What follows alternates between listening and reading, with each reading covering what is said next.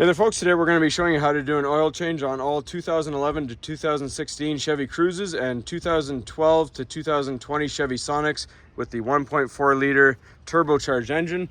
So we got our oil here, 5W30, got our filter here, and that is the part number we're using right there, AC Delco. And here is our oil fill cap and our dipstick. We're going to go under the car and start draining it first. All right, so we're here under the vehicle on our passenger side, just beside the exhaust. Careful, because that's hot. We have our oil pan. We have our 10mm drain plug right at the back here. We're going to pop that free and let the oil out.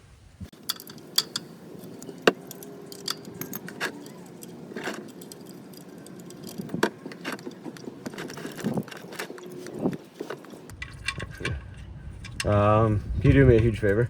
Yeah. So you see it pulsating there coming out.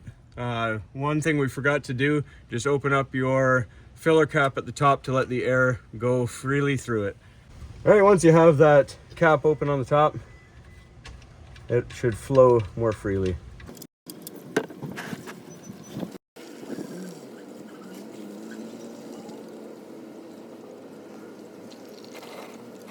And just be under with the bucket if you have a smaller bucket, just to make sure you guide it if it starts moving in one direction so you don't spill.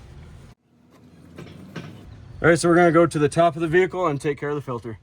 All right, so if we look under our pipes right here, this is our oil filter housing. It's a 15/16, so you just need an extension bar, and we'll pop that free.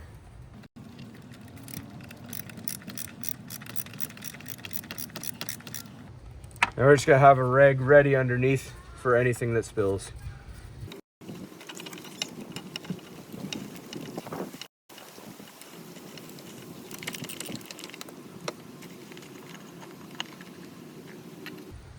All right, there's our cap. And there is your filter.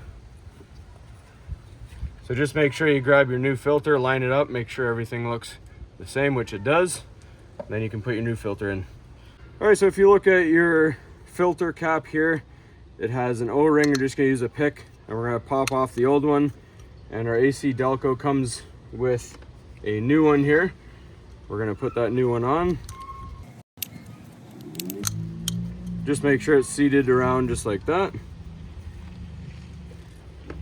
Now we're going to put our filter back into the housing right here the same way that we took the old one out.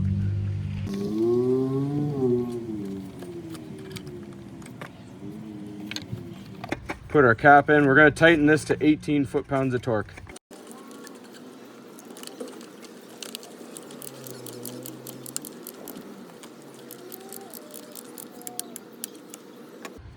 All right, we grab our rag out and we're gonna get the drain plug back in on the bottom. All right, so now that we're down to a slow drip like this, you can have a few drips, not a big deal. We're gonna grab our drain plug here, clean it off. Just gonna wipe the area a little bit around it. And we're gonna tighten this down by hand first, and then we do 10 foot-pounds of torque.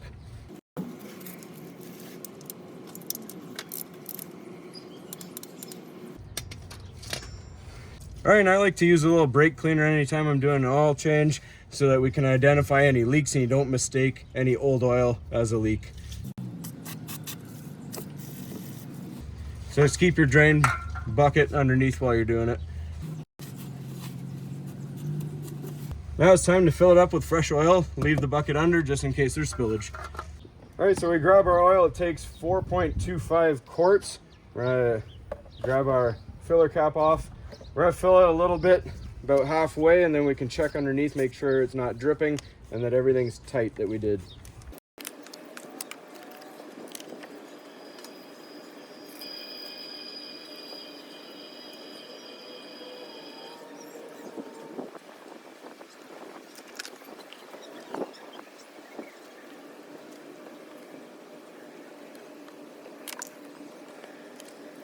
All right, and again, just be mindful of any drips.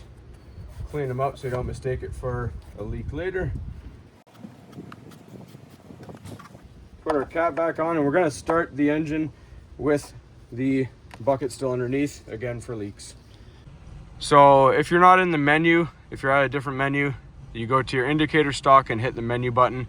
That'll bring you over to your oil life, and you want to go to set clear. There's a button on the end of your indicator stalk right here. You press that. It'll ask you if you want to reset. You select yes by twisting this button right here, and then you hit the end of the stalk again, and you see it goes back to 100%.